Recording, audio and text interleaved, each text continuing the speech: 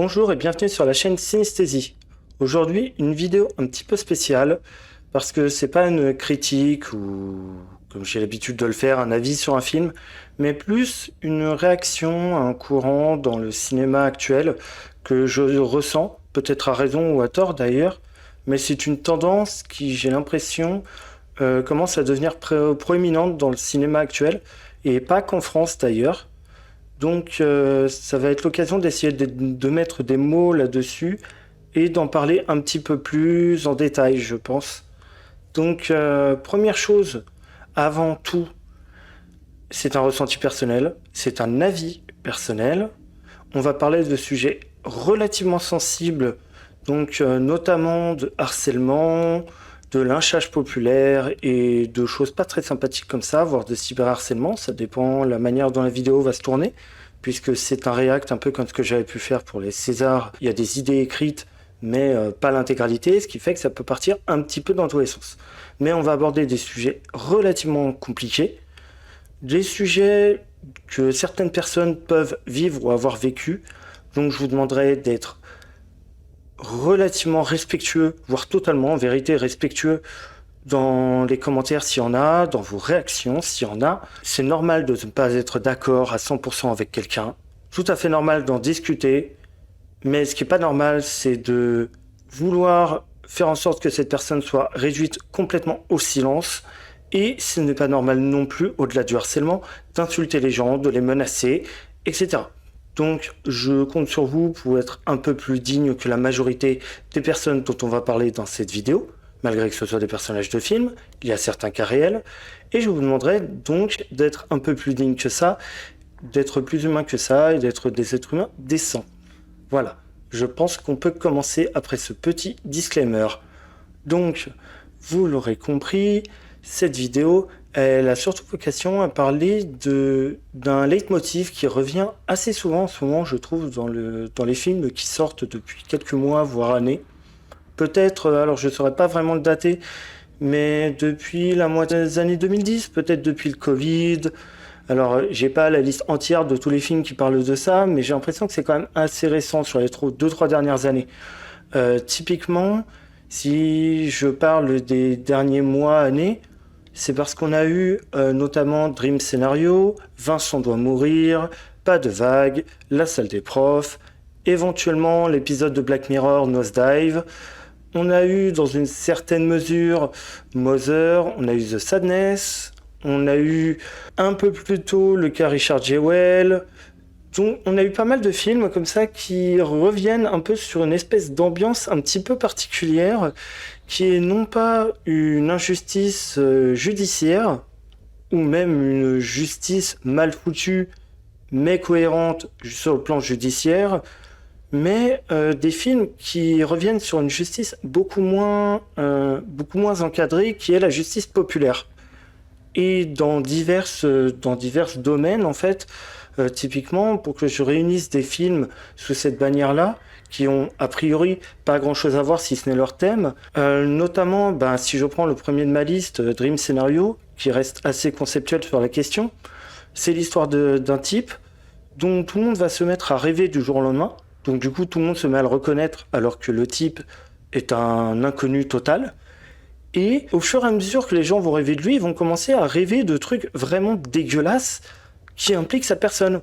Mais le type n'a littéralement rien fait, les gens fantasment juste ce qu'ils ont rêvé en fait. Ils le projettent sur la réalité, ce qui fait que le mec se met à se faire ostraciser complètement et à se faire mettre hors de la société, lui et sa famille comprises d'ailleurs, alors qu'il a réellement rien fait pour le coup. C'est une métaphore, bien entendu, de d'autres choses, mais je pense que c'est un bon point de départ, puisque c'est une manière très métaphorique de mettre des mots sur un ressenti global, qui est le ressenti de la vindicte populaire qui va écraser un être humain et détruire son existence, que ce soit à raison ou à tort d'ailleurs. En fait, ce que j'essaie d'exprimer ici, c'est que la question d'avoir raison ou d'avoir tort n'est même pas proéminente ici. C'est que typiquement dans le cas de Dream Scenario, il va y avoir des victimes collatérales qui n'ont littéralement rien demandé. C'est-à-dire que la famille du type, leur vie est détruite alors qu'ils ont littéralement rien fait, ils n'ont rien à voir dans l'histoire en fait. Le type est la seule, entre guillemets, victime de ce qui lui arrive. Et ça, c'est quelque chose qu'on peut retrouver autant dans des affaires où la personne est coupable que dans des affaires où la personne est innocente.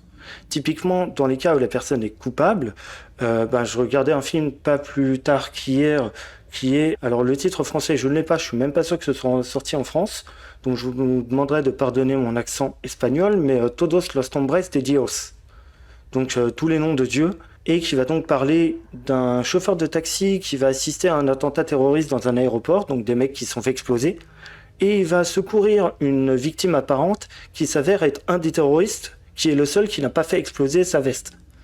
Et l'idée du film va se concentrer à la fois sur l'après, parce que le type a quand même pris un chauffeur de taxi en otage, mais en même temps, le type s'est pas fait péter. Et on va suivre en parallèle sa famille, puisque le nom du mec commence à tourner, forcément, le type est recherché dans tout le pays, etc. Et ce qui va se passer, c'est que la famille du type, il l'a pas vu depuis 1 an ou 2, parce que le type est parti s'entraîner en Syrie, etc., en vue de commettre son attentat. Sa famille va commencer à recevoir des SMS de haine, etc. Ouais, votre famille, c'est des grosses merdes, etc., alors que les gens, ils n'ont pas vu leur gosse depuis plus d'1 an. Donc en fait, eux, ils prennent cher alors qu'ils ont littéralement rien fait et qu'en plus, ils ont la double peine d'apprendre que leur fils qu'ils n'ont pas vu depuis 1 an est un terroriste, qui est recherché dans tout le pays, qui risque probablement de prendre des dizaines d'années de prison. Alors je sais pas quelles sont les peines maximales en Espagne, mais c'est très probable qu'ils prennent la peine maximale. Et en fait, on parle souvent, dans ce cas-là et dans beaucoup d'autres cas en fait où la vindicte populaire s'exprime, on parle souvent des cas où les gens sont coupables.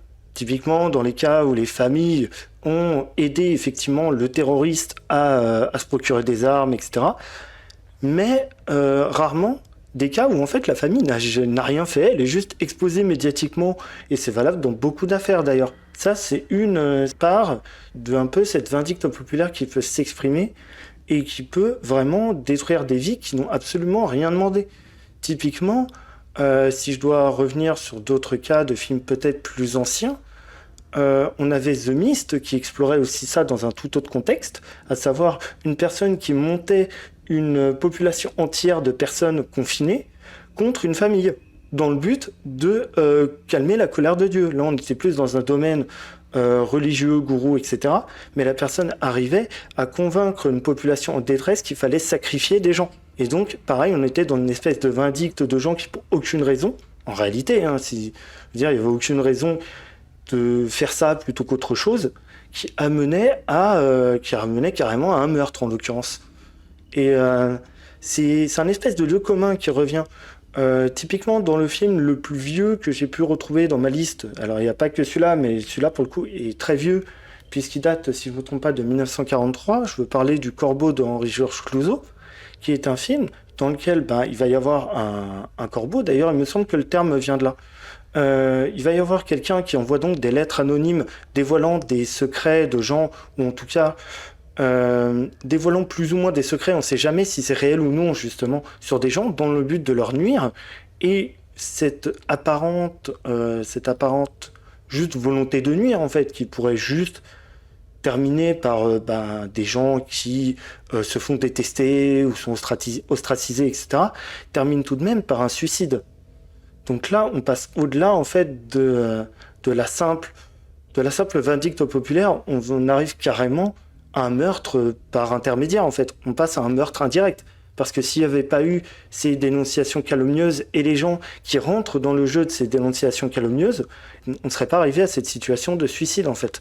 Et c'est pour ça que je faisais ce disclaimer en début de vidéo, parce qu'au final, le point commun de tout ça, c'est que les gens font par pure réactance, sautent sur le moindre bout de gras pour se sentir exister ou pour faire partie du camp du bien ou pour juste se faire valoir, en vérité, exister aux yeux du monde, se lancent dans la masse de la vindicte populaire. Et si les gens ne succombaient pas à ce genre de sirène, au final, on n'aurait pas ce type de harcèlement, en fait, de cas de figure de harcèlement qui peuvent aller réellement très très loin. J'ai volontairement, pour l'instant, esquivé le thème du harcèlement scolaire parce que c'est pas vraiment là-dessus que je voulais m'orienter, mais c'est une autre catégorie, puisque très souvent le harcèlement scolaire débute sur la base de pas grand-chose, réellement. Ça va débuter sur la base de rumeurs ou sur la base de machin a fait ça, puis ensuite c'est complètement déformé. Et au final, ça finit avec des trucs complètement énormes. Et quand on demande aux gosses d'où ils savent ça, en fait, ils n'ont aucune idée. Parce qu'ils n'ont jamais réfléchi à la question. Ils ne se sont pas posés pour réfléchir, de savoir quelles sont les conséquences de ce que je suis en train de faire. Est-ce que je ne suis pas en train de détruire la vie de quelqu'un, provoquer un suicide, voire pire, faire basculer quelqu'un du mauvais côté et en faire un monstre, en fait, qui va avoir une rancune énorme envers la société et qui va être amené, du coup, à vouloir justifier sa rancune en commettant des actes répréhensibles. En fait, de la part d'enfants, à la limite, ça peut se comprendre.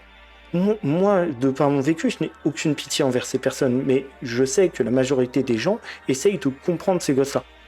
Mais de la part d'adultes, vous êtes censé être plus mature, en fait. Vous êtes censé, justement, réfléchir. Vous êtes censé donner l'exemple.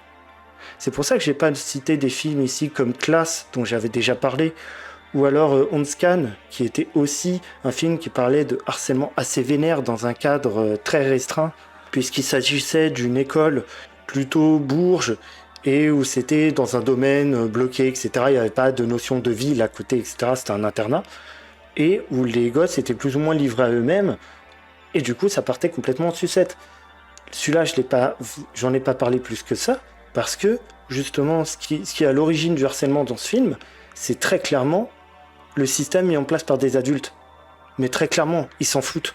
Alors que, dans les cas que je cite, c'est les gens eux-mêmes qui décident de harceler les autres. Il n'y a personne qui leur dit de harceler les autres. C'est juste les gens qui n'ont aucun esprit critique, et donc qui vont suivre la populace sans réfléchir aux conséquences de leurs actes. Et on arrive à des cas relativement graves. Et tout ça, ça participe à une violence de la société en termes de population qui n'est même plus une violence judiciaire en fait. Parce qu'il y a eu des films qui parlaient de violence judiciaire. Même dans une certaine mesure, un film qui refuse de trancher parle en quelque sorte, comme Anatomie d'une chute, d'une certaine violence judiciaire. Il y avait aussi les 7 de Chicago, mais là c'était un autre contexte, puisqu'on parlait d'une justice qui est très clairement raciste. Pour le coup aux États-Unis, dans les années 60-70, je sais plus. Les 7 de Chicago, je sais plus du tout. Mais en termes de justice, en fait, là où les films qui parlent de procès, etc., vont avoir un autre impact, c'est que c'est des films qui vont souvent revenir sur des affaires qui ont eu lieu il y a longtemps, et donc vont être en mesure de trancher, en fait. Elles vont avoir un point de vue critique sur le travail de la justice, qui peut être justifié ou non d'ailleurs, parce que la justice peut aussi parfois s'acharner sur des gens. Mais là, on est sur quelque chose qui n'a aucune limite en vérité, à part la limite que les gens veulent bien se donner. Typiquement, je ne l'ai pas noté ici, mais La Tour, sortie l'année dernière, faisait un peu la part belle à ça. Les gens, certes, c'était du fantastique, et j'ai essayé le moins possible de parler de films clairement fantastiques, mais on avait clairement cette idée de les gens se retranchent entre eux et se livrent une guerre au final, et sont prêts à tuer au nom de cette guerre qui n'a au final aucun sens. On n'est pas sur des jeux de pouvoir ou quoi que ce soit. Les types sont tous dans la même merde, mais décident de se foutre sur la tronche. Et c'est pour ça aussi que j'ai mis dans ma liste des films comme Les Chiens de paille, par exemple, qui est beaucoup plus ancien, et qui parle clairement d'un harcèlement aussi, qui a lieu dans une campagne. Parce que pendant très longtemps, ce genre de comportement, ça a été associé, je veux dire, à des campagnes qui étaient très reculées, où les gens étaient entre eux et acceptaient pas, etc., qu'il y ait quelqu'un de l'extérieur. C'est totalement le scénario des Chiens de paille. C'est un type qui s'installe avec sa femme dans un bled paumé, je sais plus où, en Angleterre, ou en tout cas au Royaume-Uni, et qui se retrouve agressé par la population environnante, mais agressé à un stade inouï, alors que le type a absolument rien fait. Juste parce que le type leur paraît bourge, etc., il décide de le trucider, le mec. Parce que très clairement, le film, à un moment donné, le type, on en a après sa vie. Et ce que je trouve marrant, c'est que on est passé en quelques années, il y avait pas mal de films de procès, même si ça a tendance à revenir, surtout l'année dernière, il y en a eu pas mal. On a eu une époque où il y avait pas mal de films de procès, je trouve, dans les années 90, etc., on est passé à des films où on va beaucoup plus parler de la justice, entre guillemets, du peuple. Et je trouve qu'un film qui fait bien la transition avec ça, c'est La Ligne Verte, notamment. Le film que tout le monde connaît. Mais il faut se rappeler que dans La Ligne Verte, avant que le type soit condamné, Le type est avant tout victime d'une vindicte populaire. Le type est juste victime du fait que tout le monde pense qu'il est coupable. Et la justice ensuite va jouer justement le jeu de la vindicte populaire en condamnant le mec à mort, alors qu'en vérité il a rien fait. Et ce qui est intéressant justement dans ce film, c'est qu'il montre que si la justice suit la vindicte populaire, il y a de fortes chances qu'elle fasse de la merde en fait. Parce qu'à la limite, elle aurait pas suivi la vindicte populaire, elle aurait condamné le type à, je sais pas, 15 ans de prison, le mec serait ressorti.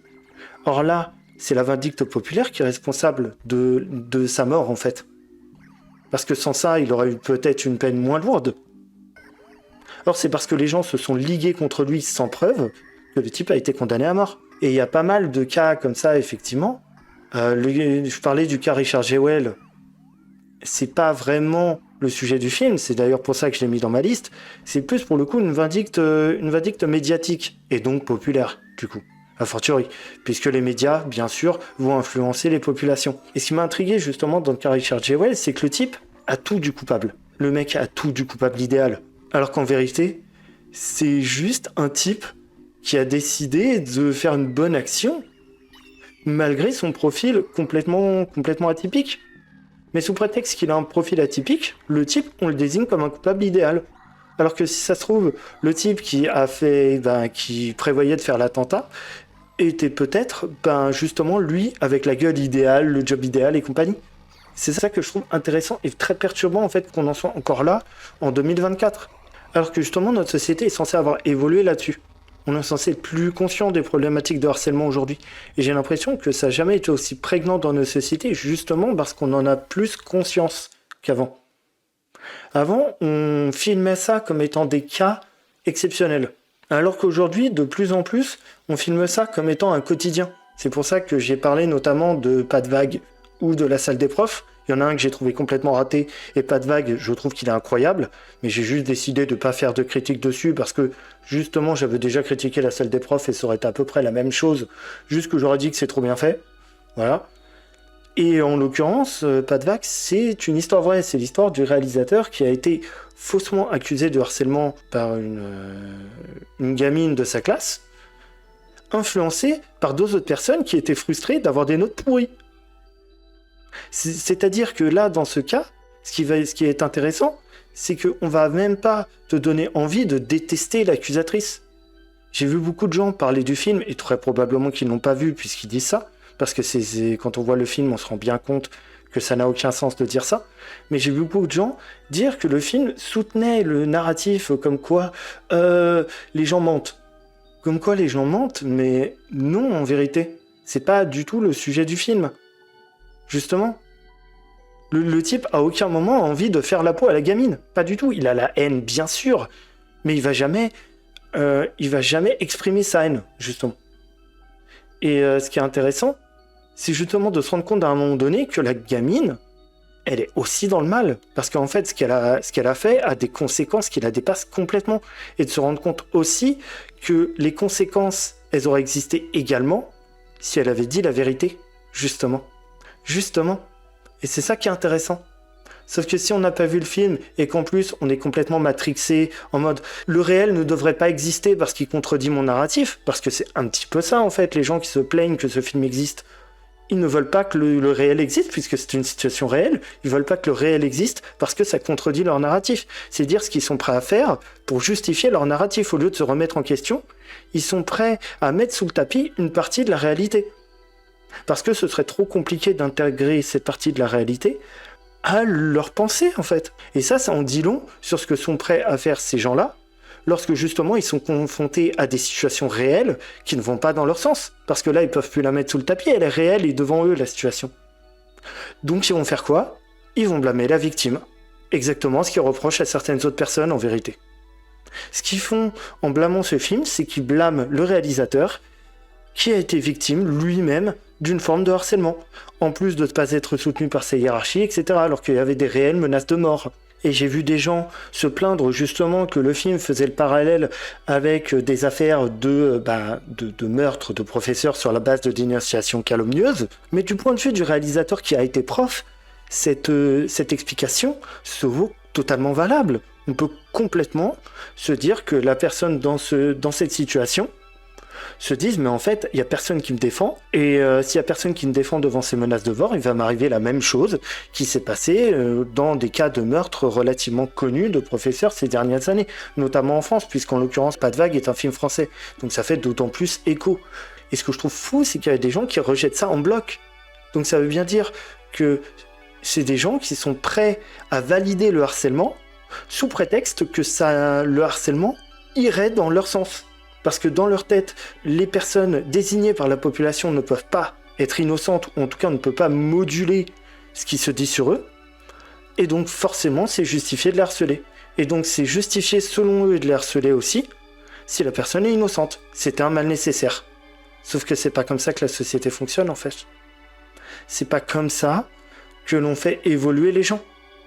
C'est pas en leur disant de toute façon ta situation n'existe pas, et on s'en fout.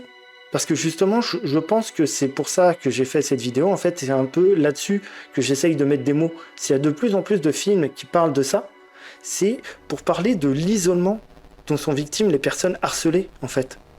Parce que dans beaucoup de cas à l'heure actuelle, tout le monde se fout de savoir ce que ressentent ces personnes, en fait.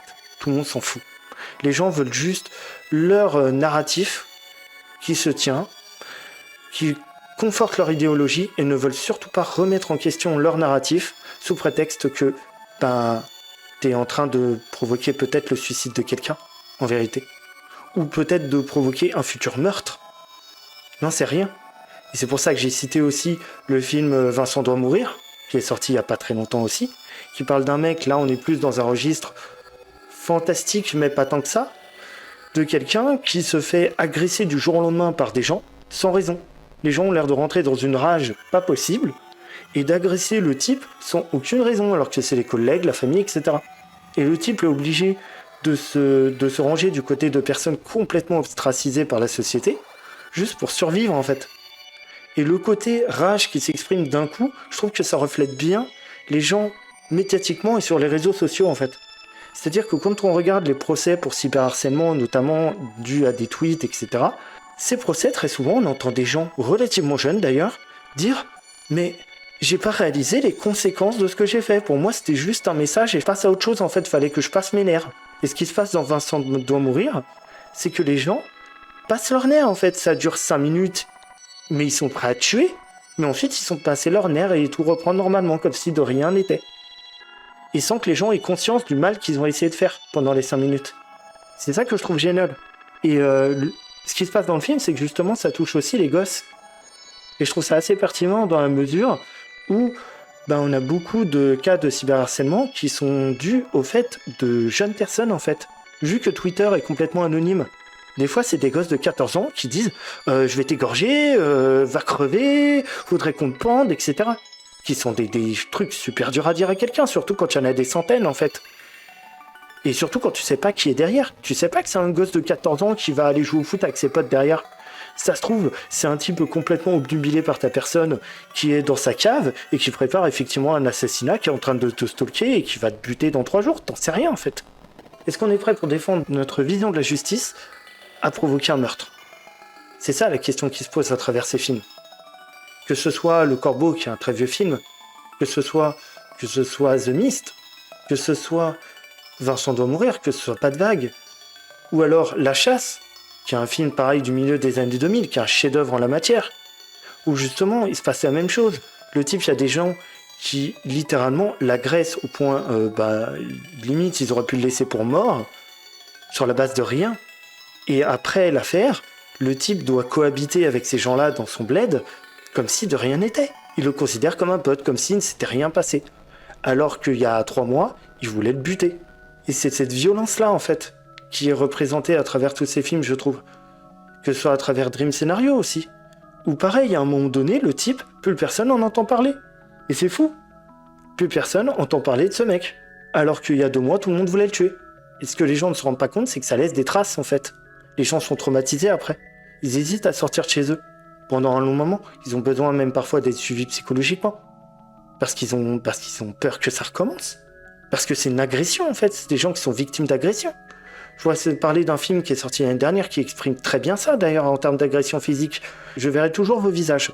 Où tu as effectivement à un moment donné des victimes qui parlent de leur agression et qui explique ce que c'est après. D'avoir peur de sortir de chez soi, d'avoir peur juste de sortir de chez toi, d'avoir peur d'être cambriolé le soir, d'avoir peur d'être menacé avec une arme, d'avoir peur quand quelqu'un passe à côté de toi, de te dire, si ça se trouve, il va m'arracher le cou pour me prendre un bijou ou quelque chose comme ça. C'est anodin pour les gens qui le font. C'est rien pour eux. Parce qu'ils disent, au final, ils ont tué personne. Mais pour les gens qui subissent, au final, c'est comme si on les avait tués intérieurement. Et le harcèlement, c'est pareil. Quand vous dites que quelqu'un devrait disparaître, quand vous dites que quelqu'un devrait être ostracisé, au final, c'est ce que vous faites. Et si vous faites ça, quelque part, vous êtes un petit peu pour la peine de mort. Indirectement. Vous voulez pas être les bourreaux, mais vous voulez que ces gens meurent. Même médiatiquement, même socialement, vous voulez la mort d'une personne. Parce que la mort sociale, au final, ça provoque des suicides. Et vous le savez très bien. Vous savez pas les gens, vous connaissez pas leur vie en fait, vous savez pas qui y a derrière votre écran, vous savez pas qui y a lorsque vous crachez de la merde sur quelqu'un, même IRL, vous savez pas en fait. Vous pensez que la personne est soutenue, mais ça se trouve c'est pas le cas. Ça se trouve c'est pas le cas. Ça se trouve vous allez être la personne de trop, elle va péter un câble et va vous prendre pas dans la gueule, vous en savez rien, et ensuite vous irez chouiner parce que vous vous serez fait agresser, mais au final vous en savez foutrement rien. Donc il y a un peu cette chose-là qui ressort. Et pourquoi il y a cette violence ? Parce qu'on ne réfléchit pas. Et le but, c'est pas de se réfréner tout le temps, etc. Ça sert à rien de se dire ça, de se dire que les gens qui, justement, succombent à cette violence sont forcément des immondes saloperies. Il y a forcément une situation où on pourrait tous se retrouver dans ce cas-là. À être à la place du bourreau. Mais il faut réfléchir, il faut essayer de le faire le moins possible en fait. Il faut se remettre en question. Quand quelqu'un vous dit que vous vous comportez comme tel, et que quelqu'un, en l'occurrence, connaît les mécanismes du harcèlement, parce qu'il les a vécus, réfléchissez peut-être. Dites-vous que peut-être cette personne a raison, et que juste si on ne vous l'a pas dit avant, c'est juste que la personne n'a pas réfléchi. Mais peut-être que vous faites quelque chose que vous réprouvez habituellement, juste par réactance. Juste parce que vos émotions ont pris le pas sur votre pensée critique. Et c'est pour ça qu'il y a un dernier film dans ma liste que je n'ai pas encore nommé, et que ce film, c'est The Sadness, qui est sorti il n'y a pas longtemps aussi, qui est un film post-Covid qui explique exactement ça en fait. Le virus dans The Sadness, il fait ressortir l'aspect violent des gens, et il les fait kiffer le fait d'être violent. Il leur fait jouir le fait d'être violent. Ce qui fait que les gens deviennent presque enragés, c'est pas des zombies, ils sont encore conscients derrière. Mais ils sont guidés par leurs instincts primaires qui les forcent à être violents avec autrui et extrêmement violents. À mutiler, à violer et tout ce que vous voulez. Et c'est un peu quelque part une métaphore aussi de cette population qui va à l'emporte-pièce, surtout à la période du Covid, où il y avait des gens littéralement qui voulaient des pendaisons publiques pour des opinions. Peu importe l'opinion d'ailleurs. Il y en a eu de partout. Des gens qui voulaient des exécutions publiques. Enfin, c'était n'importe quoi. Et c'est intéressant aussi de s'intéresser à ça et de se remettre en question là-dessus. De se demander, typiquement à l'époque du Covid, est-ce qu'à un moment donné, j'ai pas eu un mot plus haut que l'autre ? Est-ce que ce mot que j'ai eu plus haut que l'autre, il n'aura pas pu atteindre quelqu'un au point que la personne, en sorte plus ou moins traumatisée en fait ? Vous savez pas, peut-être que la personne avait lu 30 fois la même chose aujourd'hui. Et peut-être que la 30e fois, ça a été celle d'autres, vous en savez rien. Parce qu'il y a carrément des gens qui se sont embrouillés avec leur famille à cause de ça. Justement, parce qu'ils passaient leur temps à insulter leur famille, etc. Ou alors parce qu'ils passaient leur temps à se faire insulter par leur famille. Pour une opinion. Juste pour une opinion. C'est pas parce qu'il y a une opinion qui est complètement conne que vous devez harceler les gens non plus. Ou en tout cas que cette opinion vous paraît complètement conne, voire dangereuse, que vous devez harceler les gens. Tout simplement parce que ça fait pas changer les gens. Ça les conforte dans l'idée que justement, vu que c'est des victimes de harcèlement, c'est pas à eux de changer, c'est à vous, et ils ont complètement raison. Peu importe leur opinion. Même si c'est la pire opinion du monde, s'ils vont commencer à harceler ces gens-là, ils auront raison de se dire que c'est pas eux le problème. Parce qu'à partir du moment où vous harcelez quelqu'un, où vous l'insultez, ou vous lui souhaitez la mort, en fait, ça en fait une victime de votre personne. Directement. Et quand bien même ces personnes font indirectement des victimes, quand bien même indirectement ces personnes font des victimes, ces personnes expriment une opinion. Ils n'ont pas exprimé une envie de mort envers les gens. Puisque s'ils expriment une envie de mort, ce n'est plus une opinion, c'est du harcèlement ou une menace. Et c'est exactement ce que j'essaye de démontrer dans cette vidéo, et c'est exactement là où j'essaye de mettre le doigt en faisant une vidéo sur ce sujet en fait. Le fait qu'il y ait de plus en plus de films qui parlent de ça, je trouve que ça démontre très bien que c'est de plus en plus prégnant dans notre société en fait. Parfois même les gens qui essayent d'en parler, sont des gens qui le font aussi. Ça veut rien dire. Ça veut rien dire. Peut-être que des fois, c'est des gens qui aussi derrière leur écran ont un comportement de harceleur, vous savez pas. Mais si ces gens ont un comportement de harceleur, ils sont responsables de leur comportement de harceleur. Ça veut pas dire pour autant que ce qu'ils ont dit face caméra ou ce qu'ils ont dit en dénonçant le harcèlement, c'était faux. C'est juste que c'est des gens qui ne sont pas capables de se regarder dans une glace et de se dire là j'ai eu un comportement que j'aurais pas dû avoir. Et je vais essayer de ne plus l'avoir. Je vais essayer d'être plus constructif. Quand bien même je me prends un seau de merde sur la tronche, et tant pis, je reste digne et je m'abaisse pas à ça en fait. Parce que sinon, sinon c'est le cercle vicieux. Vu que les autres sont des cons, on va rentrer dans la connerie. Et donc en fait, il n'y a plus personne de bien. Tout le monde se déteste, tout le monde harcèle tout le monde. Et au final, c'est la guerre civile. C'est la guerre civile. Et d'ailleurs, la guerre civile, j'ai l'impression qu'on va en parler dans pas longtemps et qu'il y aura un lien avec tout ça. Avec Alex Garland et Civil War. Donc, je pense que j'ai été plus ou moins au bout de mon propos, qui était de dénoncer un peu cette tendance de la société de plus en plus à se renfermer sur des micro-communautés qui se détestent entre elles, et qui se harcèlent et qui se violentent de plus en plus entre elles. Et ce qui en ressort dans la réalisation des films, puisqu'il y a de plus en plus de films à mes yeux qui en parlent, et de plus en plus de films qui justement montrent une situation où la justice populaire se substitue à la justice réelle. Et c'était un peu mon plaidoyer pour essayer justement de désescalader tout ça et qu'on revienne à des discussions plus posées en fait, qu'on apprenne à s'écouter, qu'on apprenne à se remettre en question et qu'on écoute un peu le message qu'ont à nous apporter ces films-là. Qu'on ne les rejette pas en bloc, comme j'ai pu le lire dans certaines critiques ou dans certains textes, dans certaines réactions, et qu'on apprenne justement de ces choses qui ne vont pas forcément dans notre sens, mais qui démontrent un sentiment bien réel. Et je pense qu'on peut tous avancer de cette manière-là, en réapprenant à s'écouter en fait. Et c'était un peu le fond de ma vidéo. Voilà, donc merci à vous si vous êtes restés jusqu'au bout de cette longue vidéo. Je vous invite à partager la vidéo autour de vous pour faire grandir la chaîne, ainsi qu'à me rejoindre sur les réseaux sociaux pour vous abonner et m'être mis au courant des prochaines vidéos. Et avant mon sempiternel à la prochaine fois, salut! Ne partagez pas cette vidéo pour lancer du harcèlement de masse. Ne partagez pas cette vidéo pour insulter les gens. Soyez des gens dignes, soyez des gens meilleurs, et la société n'en serait que meilleure. À une prochaine.